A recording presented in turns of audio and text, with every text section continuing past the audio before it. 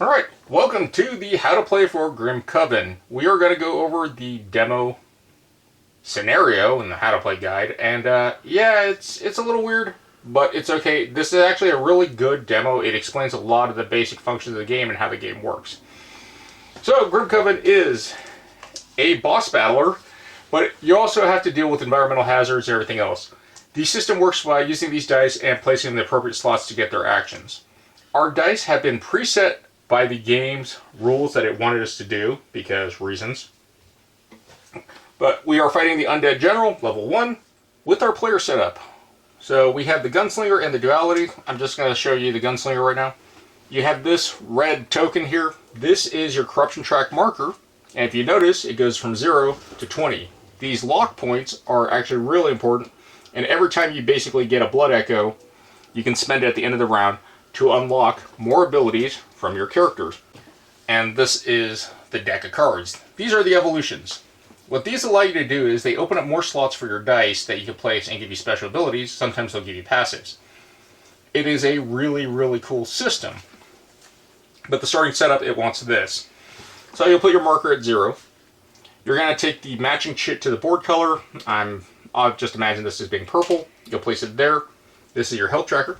This is for a reroll token, the tactics token, which you do not start with. This outline here is for shields. So the smaller outline is for a 2 shield and the larger outline is for a 4 shield. So we have the 4 right there, that fits perfectly in there. And then we have the 2 that fits in there. Neat fact is if you get two shields, if you get a second one, you just get a 4.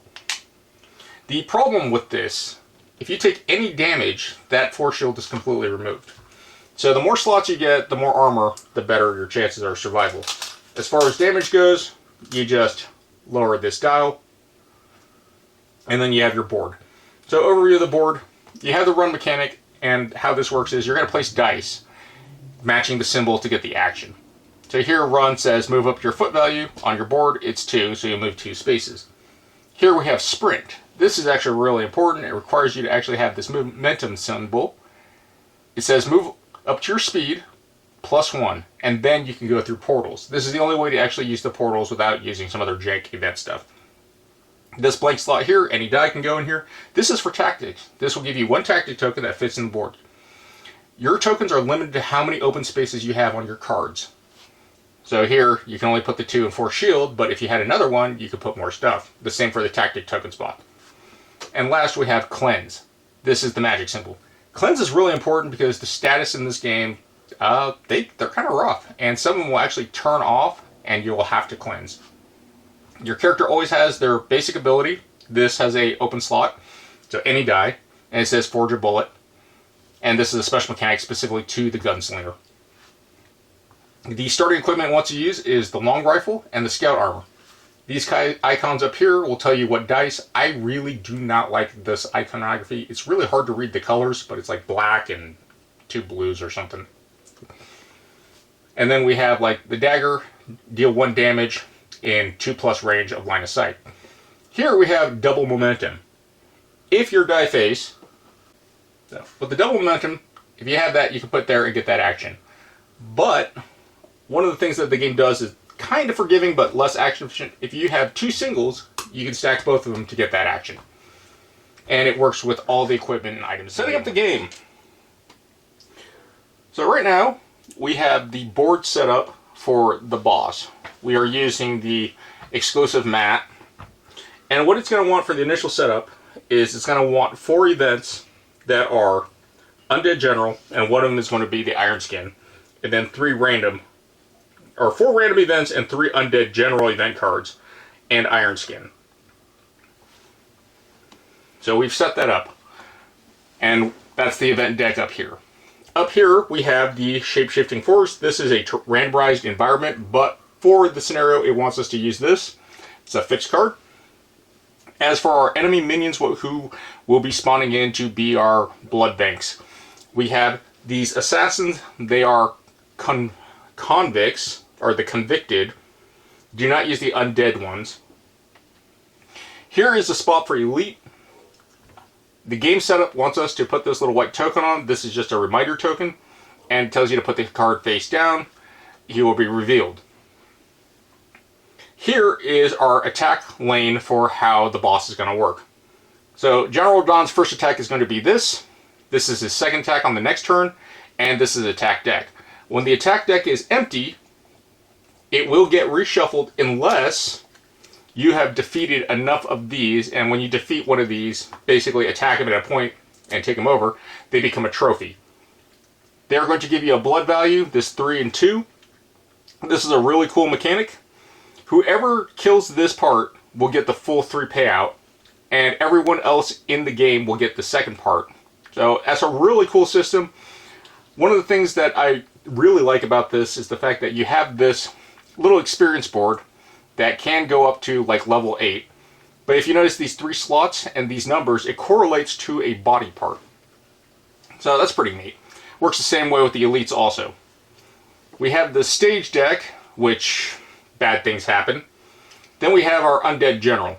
Our undead general here, he has his attack modes listed. That's from the die face, from the D12s we roll, which are these.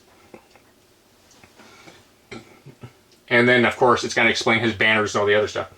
Up here, why this marker has to be up here, it starts in the center and it's going to rotate around. And it's going to trigger those events. We have the secrets deck. This is actually a story deck for the terrain and the environment of the game board. And then these are the banners, which are specific to the general, which I don't know why they never explained that in anything. So when you're organizing your cards, make sure the banners are the general. And then we have the corruption deck. The corruption deck is like during phase 4, and it does bad things. Sometimes good, sometimes really bad. So this whole upper part. Step 1, this flag right here, this is the event order. Then the minions will activate. Then the elites will activate. Then the Griefbound, which is what they call all the bosses. And then the time track. The game ends in 3 ways. We all die. And there is a way to get like a second life, but it's a one-time trigger. The Griefbound has 2 attack cards left, and it reveals the final battle card, and then we just do the final battle, roll dice off, and try to kill him that way. Or the event deck runs out, which is the hard timer for the game. If the event deck runs out, the game is over because the boss thinks we're not worthy. This is our boards for setup. So we have built the map here, and we've gone through the tiles as laid out, per se. There is a fix here. This location is wrong. Later in the game, it's going to tell you that these are actually supposed to be here, so that's an error. Don't freak out about it. But overall, this is the layout of the board. In the tutorial mission, it does not want you to use the environment cards for the river, and it does not want you to use the environment card for the well, but it wants you to put the stuff here for reasons. As far as the lament configuration, it wants the lament tiles placed out. The lament is basically the spawn point. It also gives you free blood echoes. And then, once you're done setting up the board, you're going to take one of each of these convicted, and you're going to put them in numbers 1, 2, 3, and 4. In future events, when they spawn, they will spawn from whatever number that they have that is in play, basically. So if you have 1, then you'd spawn like in 2, 3, 4, 5. But if you had 4 out, you'd start at 5, etc. Our starting positions, we have the duality up here, and we have the gunslinger down here.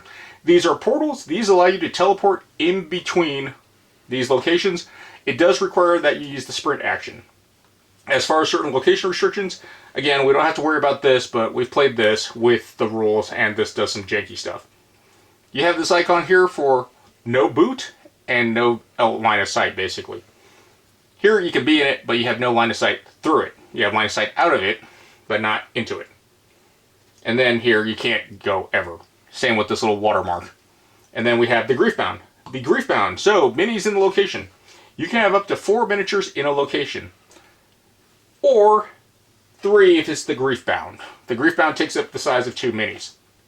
And this is kind of important because these guys will kind of push each other out of the way, or they'll push you. You can never push fixed terrain. So the well, these, they are not considered taking up space. We do have the plastic treasure chests, but I don't use them because these tokens actually tell you what they need, and the plastic treasure chests don't tell you. So that's kind of stupid. So as the setup, it wanted us to play as the duality and the hunter with the weapons and armor that it wanted. The duality's gimmick is it uses dice to get these wing tokens that allows it to do some really cool combos. The hunter gets magic bullets that add to attack damage. So playing the game, the flow of the game is going to break down to 4 phases. We have the hunter's phase, which is our turn, and then we have the enemy phase, which is obviously the enemy phase, and then the lament phase, which is bad stuff happens for reasons, and then the refresh phase, which is the good phase. So during the hunter phase, hunter's tactics are resolved clockwise order, starting with the first player. Each hunter performs their turn resolving exactly 2 actions, and that is by placing your dice. Your tactic token can be used as an action to buy you extra time, but it's not mandatory. Every hunter has access to the same 4 basic actions, which I went over earlier. So as the duality's first turn, it tells me that I'm going to run. It wants me to take one of my attack symbols and put it in the blank spot for the run. And then it wants me to run straight at the general because I'm making poor choices. The term you're looking for is a suicidal. I don't think YouTube likes that term. So to move, I spend the die, and I can move 2 spaces. So move from that portal space to the general space 2 spaces away. And now, because the duality's ability is when you resolve an action using a blue die or a black die, you'll gain that color wing. So I used a black die, I get a wing token. These tokens are limited. All the tokens in this game are limited. And then for my second action, it wants me to deal damage. So it wants me to use the black die on the... I can never pronounce this thing right. Cincadilla and Rapier. So I'll plate is here. And it says deal 1 damage to an enemy in range 0. And I may discard a black token to deal 2 instead. Place a black token, gain another black wing. To resolve the attack, I will now place 1 damage on the open attack slot, this card. It has 7 health. And now it says that I should discard a wing token to do an extra point of damage, which probably is the smart move to do. And that is my first action. Now we go to the gunslinger. Jason is the gunslinger over there. He is going to take the green die. He is going to put that green die with the momentum symbol into the sprint slot, and he's going to move 3 spaces. And he is going to move through this portal because he's using the sprint action, and he's going to end up here. He still has extra moves, but for some reason it says not to do that. He now enters Lament Space 8. Oh, then he moves to Space 8. I forgot to put the Lament tokens up. Oops. He moves through the portal, he moves here. There's supposed to be a Lament token on Space 8. He will gain that Lament token because he ended his movement on that spot. Yoink. Alright, sorry about that. Fixed it. So the Lament tokens are supposed to start on locations 2, 4, 6, and 8. We fixed that. And now for his second action, or no, he's going to put his blue armor token onto his scout armor slot to gain 2 shields. And that will go onto his player board spot that I showed earlier in the video. And that's that. Now it comes back to my action. So now it's the duality's turn again. During this turn, I'm going to gain a tactic token to improve my future odds. So it wants me to take this double shield token, which feels really bad, to put it on a blank spot that doesn't require it, to gain a tactic token.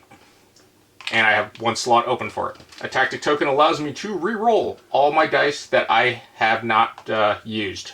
And because I used a blue token, it tells me to place a white token on my board. And then it wants me to use the terrain. So, second action, it wants me to use the terrain card up here. It tells me to look at the Griefbound this turn attack card, which is the Cursed Shot. The Undead General will move to the closest hunter and strike anyone in range 0 to 5 and line of sight from him. There are a few ways to get away, so let's take a look at the Force Terrain card. You can discard a die with a magic symbol or momentum symbol to teleport to any force base. Very nice option. So let's use it. So I'll take this green die and place it next to my player board. This is now a discarded die. You'll be able to restore it using the Duality Special Balance. You can place your character on any force space. Almost all the map is force, so Duality model on a space with a Lament Rift number 3. So I teleport to 3, which is over here. Oh, look, there's a guy there. And then I will take this card and place it next to me, saying that I used it and no one else can use it for that turn. So I'm safe from the Griefbound's attack, but I still have to deal with this chain-faced chump in my area. The Gunslinger will now attack a minion.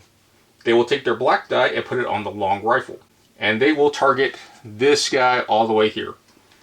So the Gunslinger's ability is deal 1 damage in range 2+ and line of sight.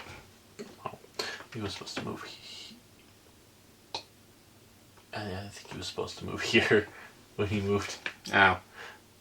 Oh yeah, you're supposed to first action kill a minion, but it shows you in that spot. Okay, that's another error. This is your first action. Yeah, no, it said it didn't. It says you end in 8. Oh, you were supposed to move after you place that armor. Move 1. Ah, yes. As part of the armor action, you may move 1 or refresh this action. So we moved 1 into the space to have a clear line of sight. So, as you can see, we have this straight line of sight here to this minion in range 2. He takes the shot, he kills the minion, minion will go back to spot, and because he killed the minion, he will gain a lament token. Basically blood, souls, whatever you want to call it. Runes. From the bank, very important. Not the one that was on the space. Yes, from the bank. And then his second action, he's going to assist. So the assist requires that you have that open assist slot at the bottom and you have these little colored tokens. He's going to take his die phase. Which one is it? Which die face? Place the green die with the dagger on the assist. So I'm going to put this in this slot. I'm going to take this token and I'm going to give it to Ben. And he gives it to me. This now gives me that action of the die that Jason just placed in his slot. So now I have basically a blue momentum die and a green attack die. Now on our third turn, I have a minion in my spot. It wants me to take the blue die with the momentum, and it wants me to use the die that Jason gave me. So this green representation is an attack. I'll put it in a attack slot, and then I will put it on the momentum slot there to meet that. And I will deal 1 damage to an enemy in range 0. Which again, these guys only have 1 health. Kill him. And I now have a lament. So now that I have no more usable dice, Jason has 1 die, I have to pass. And then with the Gunslinger's last action, he is going to take his free die, and he's going to place it on his board to make a bullet. Which is my character's special action. Blank action slot, forge a bullet. It's here. Alright, take one of my bullet tokens and I place it on the one with the associated action. On the slot. Alright. So now that we're all out of our actions, it's going to go to the event step. Step 1.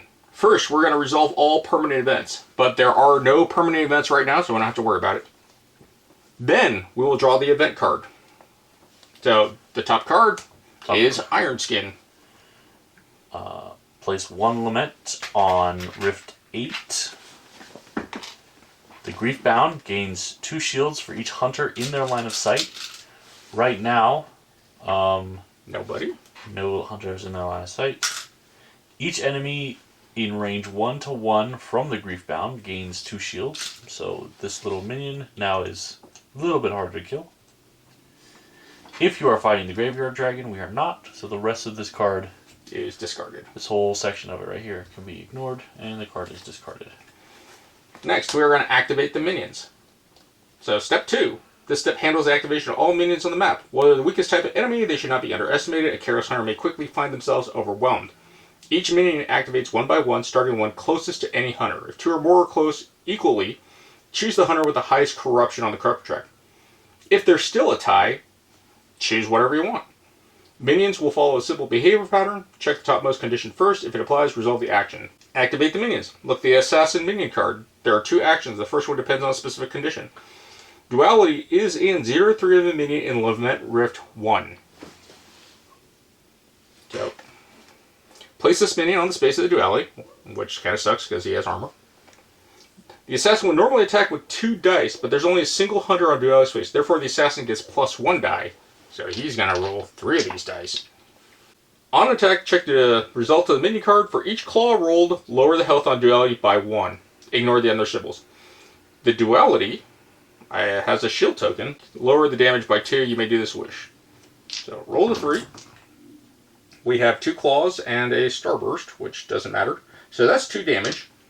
So that 2 damage will get eaten by the shield token. Now the other minion on Rift 4 doesn't have a hunter in 0-3, so it moves 3 spaces towards the Griefbound. And it's basically just going to be on top of him. Because he can move through the fog. Then we go to the Elite. In this step, you activate the Elite enemies. These enemies are much more dangerous than minions. They have higher health, stronger abilities, reward more lament when defeated. For now, there is an Elite enemy on the map. The Elite card is face down with the universal marker, which is this white token. Look at the card, though, as an activation of this Elite. Remove one universal marker. And then we're going to spawn in the Alchemist. Which I forgot. So we will spawn in the Alchemist at the portal closest to the Griefbound, which happens to be this portal. Yay. Despite the fact that the Elite is spawned in the portal, portals can't be used by enemies during regular movement. On future turns, Elite enemies will perform longer activations and most probably attack the hunters each time. Elite's activation follows a similar pattern to the minions, and they have two options. Resolve the first valid action. If the Elite attacks, roll the enemy die and apply the effect. The Elite's health, which is now marked by this, that's odd. It tells me to use this one, but it shows a different card. The card's supposed to be a Warlock. It's supposed to have 5 health. So after the Elite step, which has this convenient 3 marker, just in case you can't tell, now we're going to go to the Griefbound. The Griefbound is not just another enemy. No duh. He's friggin' huge. This is the greatest threat in the scenario and the ultimate goal of the entire hunt. It doesn't act randomly. Instead, its behavior is defined by a deck of deadly attack cards that reveal its upcoming moves. Everything the Griefbound can do is tracked on a personal Griefbound board and a few key components. The Griefbound start card, or Griefbound stat card, shows the Griefbound's name, special ability, key traits, like attack dice results. Also has a time track that will resolve at the end of the enemy phase. The attack track, below the stat card, there's a track for the Griefbound's attack cards. It's divided in 3 compartments, each holding a card that determines the Griefbound will do the next turn. Turn and 1 for the remaining deck.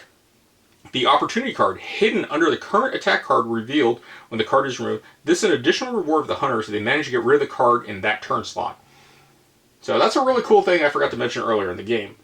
Now for this time, we're going to resolve the Griefbound. The Griefbound is going to attack with Cursed Shot. First effect, he's going to move 2. Same as before, the Griefbound moved 2 towards the closest hunter, the Gunslinger in this case. So 1, 2. Second effect. This effect does not apply as the Undead General is not focused because there are damage tokens equal to the number of player on this card. It's going to turn off anything highlighted in the purple. Then he's going to attack all hunters in range 0 to 5 in line of sight. Only the Gunslinger is in the range. Gunslinger is going to roll 3 dice. In this example, it's going to want an eye, a burst, and a claw. Look, I rolled the Yahtzee. Because there is no eye on the Griefbound's attack card, nothing happens. And there is no burst. Since there are no banners revealed yet, this effect also doesn't deal any damage. Now for the claw. For this effect, Gunslinger is dealt 2 damage. But look at the Griefbound attack card, it adds effect to the dice symbol, which means you gain a curse token. And this is the curse token. They do random things. The Gunslinger has the 2 armor tokens, so they'll discard that to not take any damage. You might as well just hold it on your side. And then the player that was affected by the curse has to draw a secret card 1. And that's going to tell you the effects of what the curse does. And then we are going to discard this card and all the wounds from it, which this kind of sucks. And discard does not mean removed. This will reshuffle. This will advance over. And now we have a new card. Now, the curse tokens. This is one of the 3 available status tokens, which are burn and stun. When you gain a curse, draw a random secret 1 card. It will specify the curse effect. When you discard your last curse token, you can return the secret card to the deck. If you already have a curse, do not draw a new one. You just add more terrible things to it. Next, we have the time track, which is this 5. So, during step 5, we will move the standee from the space of the Griefbound track, following the arrows. It's going to go onto the special. This new space has a special effect. Look at the Griefbound stat card. So we will reveal a banner. It is the Banner of Rage. This banner can be killed. It does have a player health, and it can be targeted. And this is now just an effect that the Griefbound gets as a bonus, which is great. Additional time track effects. As you can see, there are two other effects on the time track, Spawn and Stage. They'll be resolved in the following rounds, but let's take a look at them now. Spawn. When you reach the spawn place, you will place new minions in the map. In such a situation, take twice as many minion models as there are players, and place them in one of each Lament Rift, starting with the Lament Rift with its number 1 higher than the number of minions currently on the map. For example, if there are 3 minions on the map, start placing new ones on Lament Rift number 4. Stage. When this activates, you have to draw the top card from the stage deck. This will always result in changing the level tokens of Griefbound and Elite for higher ones. There will also be an additional effect and strengthen the enemy, might be permanent event, instant effect, a new vision of Griefbound special effect, or some other nasty stuff. Always specific to the Griefbound you're fighting.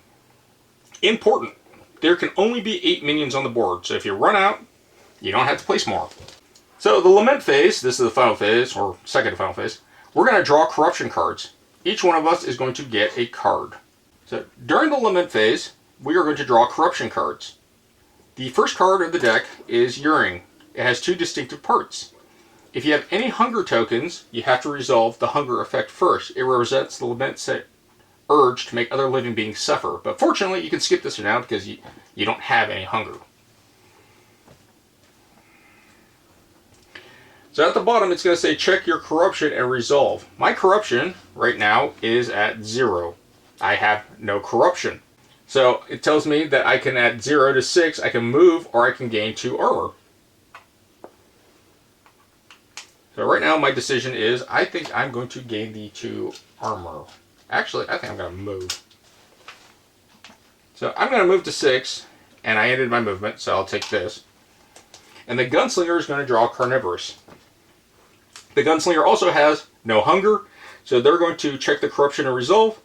For them, they have 0 to 4, they have 0 corruption, so their only option is to lose 1 corruption or heal 2. So that's just a bust. Then we have the evolution step. This is where you can spend Lament. So you can spend these. Now there's a weird mechanic with this. This is a use it or lose it at the end of this round. Or at the end of this action. So we're each going to spend 1 corruption, or Lament, to increase our corruption by 1. It's going to hit this first unlock icon on our player board. This allows us to draw the top 2 cards of our evolution deck. So we evolve like Pokemon too. Oh shit. Bullets everywhere. So for here, I have Darkness, and I have the, that's not supposed to be there. Furious Attacks.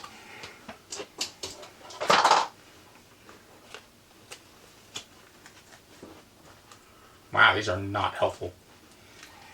In the case that you don't like your cards, you can spend a Lament to discard these and draw 2 more cards, which I'm going to do. So I'm going to discard my extra Lament here to discard those 2 cards because they are not helpful, and I will draw 2 more new cards.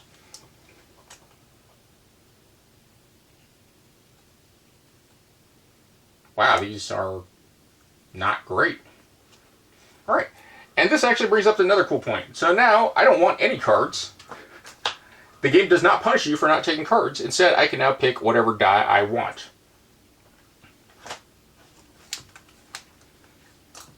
So, I think I'm going to take a green die.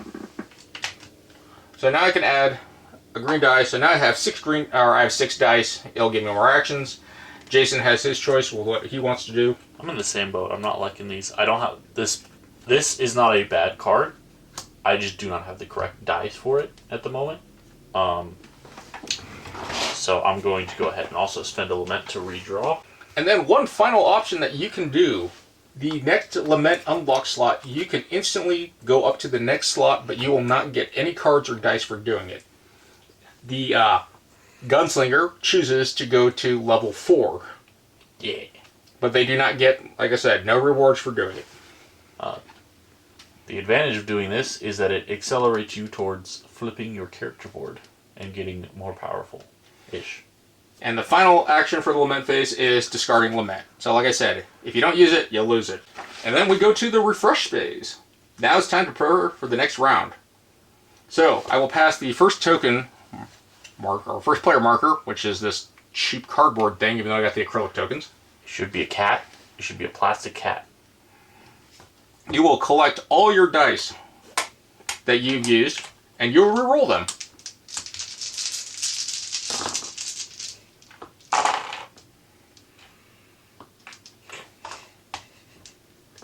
Because I threw that card away, and what do? I roll a magic symbol. Yep. Because I didn't realize I had to actually... No, that's a defense die. That's not a magic die. Alright. Now, during the status steps, if any negative status tokens are present, such as burn, stun, or curse, they may be removed by spending a die with this magic symbol. Does not count as the cleanse action, but you're still spending this die. So, when you spend the die, you're just going to discard it, put it off the side. Remember that you also have the cleanse basic action ability that allows you to discard 2 status tokens for a single magic, but it may be done after status steps, so you'll have to suffer the negative effects. If you discard your last curse token, return a curse card, then resolve curse status effects described on the card. At any point you get burn or status tokens, look at their description on page 20 of the rulebook.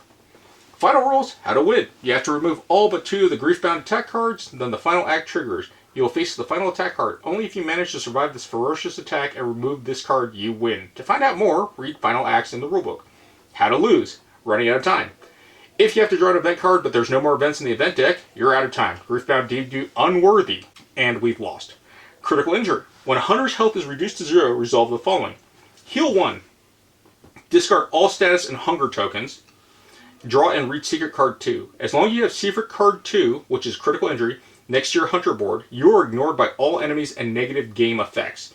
This includes all effects dealing damage, status, hunger, enemy targeting, enemy attacks, corruption, deck effects, etc. If the hunter drops to 0 and there are no more secret card 2s to draw, the hunter is dead and the scenario is instantly lost. So what's next? If you want, you can keep playing the scenario, get more acquainted with the rules, or whatever you manage to win the fight you have already done. We strongly recommend reading through the main rule book. For next game, you can choose a wide range of available scenarios, keep track of your scenarios you've played with your scenario score sheet. And that's pretty much the first round of the game.